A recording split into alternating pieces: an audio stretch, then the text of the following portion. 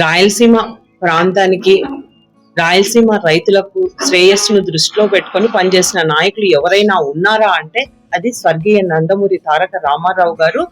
అలాగే మన visionary leader, Navyandhra Pradesh కు మొట్టమొదటి ముఖ్యమంత్రి, అలాగే నాలుగోసారి ముఖ్యమంత్రిగా కొనసాగుతున్న గౌరవనీయులు పెద్దలు నారా చంద్రబాబు నాయుడు గారిని కూడా ఈ సందర్భంగా తెలియజేసుకుంటున్నాను.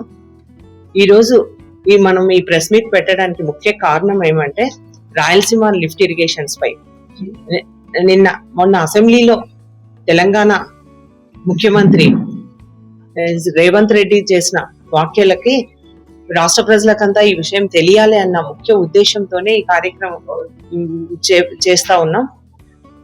ఆయన తన రాజకీయ లబ్ధి కోసము, వాళ్ళ రాజకీయాల ప్రయోజనాల కోసము నా వల్లనే ఈరోజు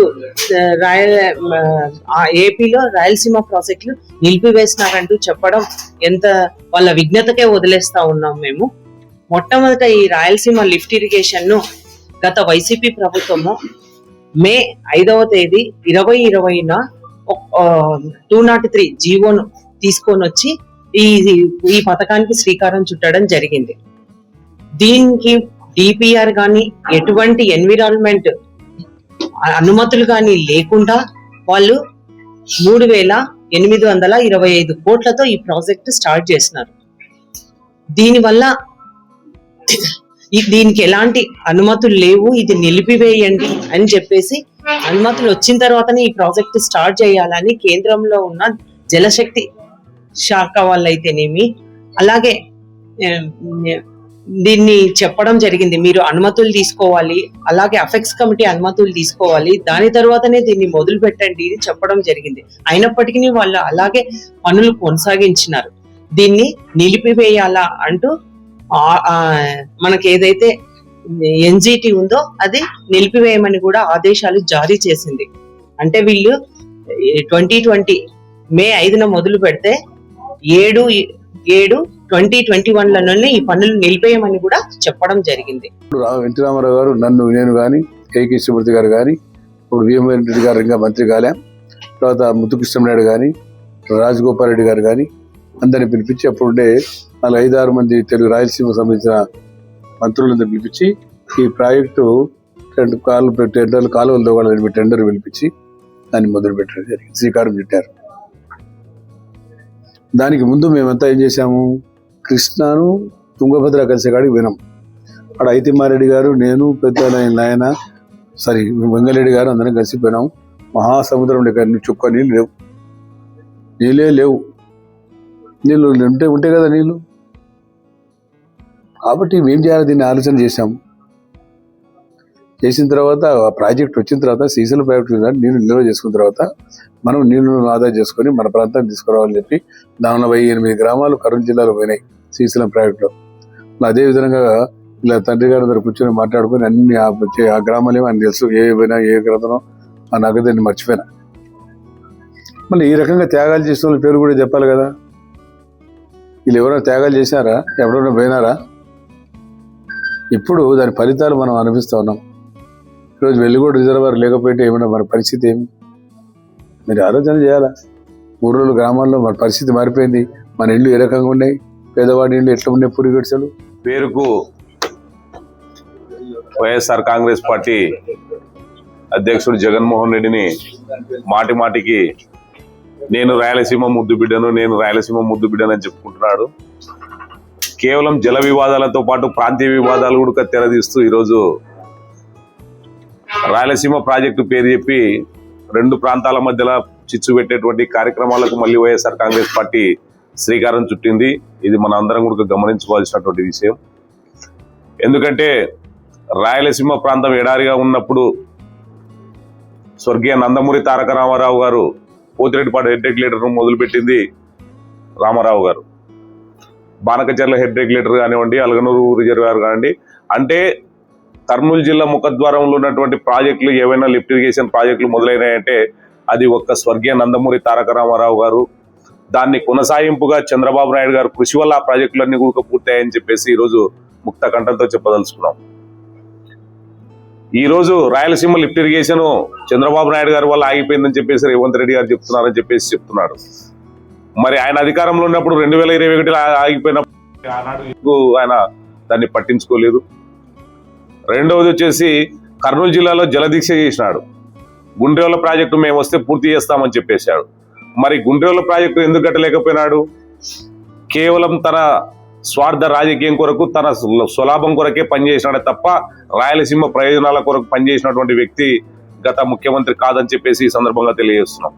ఎందుకంటే చంద్రబాబు నాయుడు గారు 2019లో ఆ ప్రాజెక్టు శాంక్షన్ చేసినాడు, గుండ్రేవుల ప్రాజెక్టు.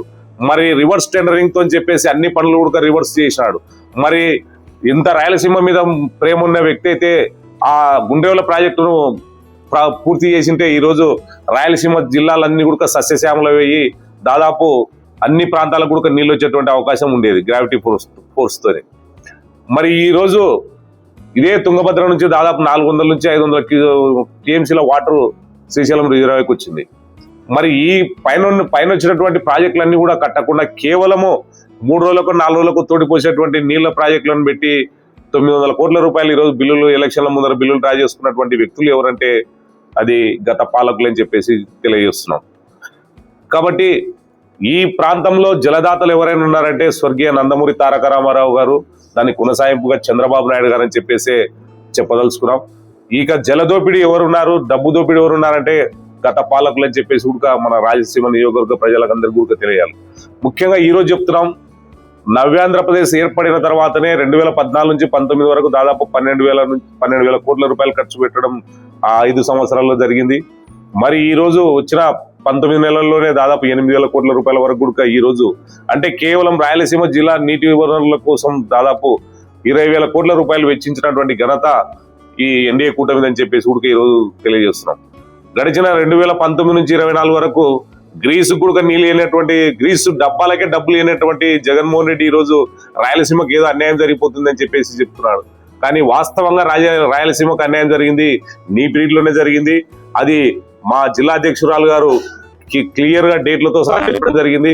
మరి ఎవరు రాయలసీమకు ద్రోహం చేసినారో ఒక్కసారి రాయలసీమ ప్రజలు అందరూ కూడా మనం ఆలోచించాలని చెప్పేసి కూడా కేవలము రాజకీయ స్వార్థంతో కేవలం వాళ్ళు చేసినటువంటి తప్పులు కప్పిపుచ్చుకుంటూ ఈరోజు ఏదో జరిగిపోతుంది, తెలంగాణ నుంచి రాయలసీమకు అన్యాయం జరుగుతుందని చెప్పేసి కేవలము మచ్చుకగా ఇవి చూపుతున్నారే తప్ప కేవలం ఆనాడు కేసీఆర్ ఇద్దరు మళ్ళీ కలిసికట్టుగా ఉండి మళ్ళీ అన్ని చేసినప్పుడు ఎన్టీసీ పర్మిషన్లు తీసుకొని పర్యావరణ అనుమతులన్నీ తీసుకొని మరి ఆ ప్రాజెక్టును పూర్తి చేయొచ్చు కదా. మళ్ళీ 2021కి ఎందుకు మీరు ముగించారు దాన్ని? అంటే కేవలము వాళ్ళు ల్యాండ్ మీద, శాండ్ మీద, ఆదాయ వనరుల మీదే ఆయనకు ప్రేమనే తప్ప ఈ రాయలసీమ ప్రజల మీద కాదని చెప్పేసి కూడా ఈ సందర్భంగా తెలియజేస్తున్నాం. ఈరోజు అలగనూరు బ్యాలెన్సింగ్ రిజర్వాయర్ నుంచి చూసుకొని కేసీ కెనాల్ మీద కేవలం గ్రావిటీ ఫోర్స్ తో ఉన్నటువంటి ఏకైక ప్రాజెక్ట్ ఏదైనా ఉందంటే మన జిల్లాలో అది అలగనూరు బ్యాలెన్సింగ్ రిజర్వాయర్ అని చెప్పేసి ఈ సందర్భంగా తెలియజేస్తున్నాం.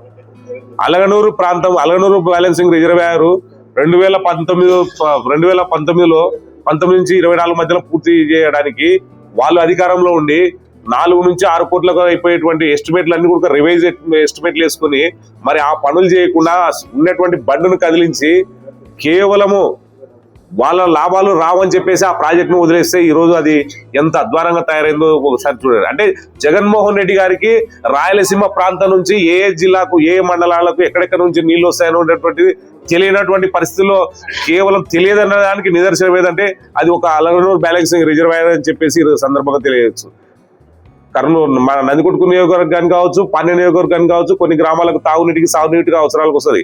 కానీ ఆ ప్రాజెక్టులో 3 టీఎంసీలో నీటి నిల్వ పెట్టుకుంటే కడప జిల్లాకు ఎంత ఉపయోగపడుతుందో ఫస్ట్ అది తెలుసుకున్న తర్వాతనే ఈ ప్రాజెక్టుల గురించి మాట్లాడితే కూడా బాగుంటుందని చెప్పేసి తెలియజేస్తున్నాను. ఎందుకంటే అన్న పెద్దలు ఉన్నారు, నాకు చెప్పినట్లు ఏదైనా సరే మనకు జరిగింది అభివృద్ధి అంటే ఈ రాయలసీమ ప్రాంతానికి నీళ్ళు ఇచ్చిన ఘనత ఎవరిదంటే ఒక స్వర్గీయ నందమూరి తారక రామారావు గారిది. దాన్ని కొనసాగింపుగా చంద్రబాబు నాయుడు గారు చేశారే తప్ప మిగతా వాళ్ళు ఎవరు చేయలేదని చెప్పేసి తెలియజేస్తున్నాం. ఎందుకంటే దాదాపు 3,850 కోట్లు పెట్టి ఈరోజు హెచ్ఎన్ఎస్ పనులన్నీ కూడా పూర్తి చేసుకెళ్లడం జరుగుతుంది. అంతేకాకుండా 2014 నుంచి 19 వరకు ఎప్పుడో నిలిచిపోయినటువంటి ముచ్చుమర్రి లిఫ్ట్ ఇరిగేషన్ కూడా దాదాపు 300 నుంచి 400 కోట్లు వెచ్చించి ఆ ప్రాజెక్ట్ ను కూడా పూర్తి చేసినటువంటి ఘనత చంద్రబాబు నాయుడు గారిది.